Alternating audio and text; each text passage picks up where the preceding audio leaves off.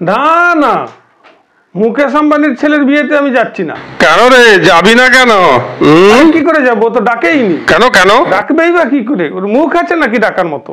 এই তো কদিন আগে ওর সঙ্গে ঝগড়া হয়েছে, বিরাট ঝগড়া। রতন ছিল, রতন টাটা ছিল। ওকে আমি বারবার করে বলেছিলাম যে রিচার্জের দামটা বাড়াস না ভাই, রিচার্জের দামটা একদম বাড়াস না। শুনলো না আমার কথা, তুমুল ঝগড়া। সে কি ঝগড়া, রতনও ওকে বকেছে, প্রচন্ড বকেছে, হেভি বকেছে।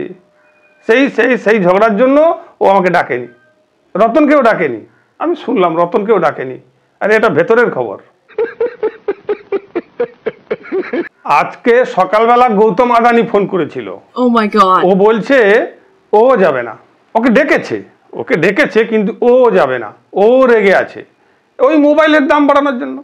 বারবার করে আমরা তাকে সবাই মিলে বলেছিলাম যে তুই রিচার্জের দামটা বাড়াস না।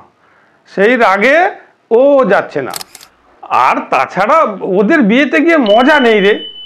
ওরা তো গুজরাটি, নিরামিষ খায়। খাসির মাংস হবে না, চিংড়ি হবে না, ইলিশ হবে না। তাহলে কি করতে যাব বল?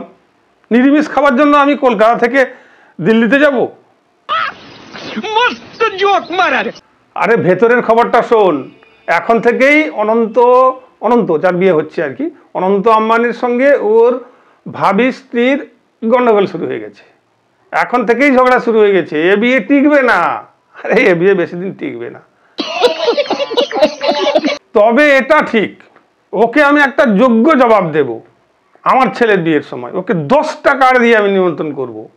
10টা কার্ড দিয়ে নিমন্ত্রণ করব। মুখের উপরে একেবারে দিব জামা ঘষে। ও ভাই, মারো মুঝে, মারো মুঝে, মারো।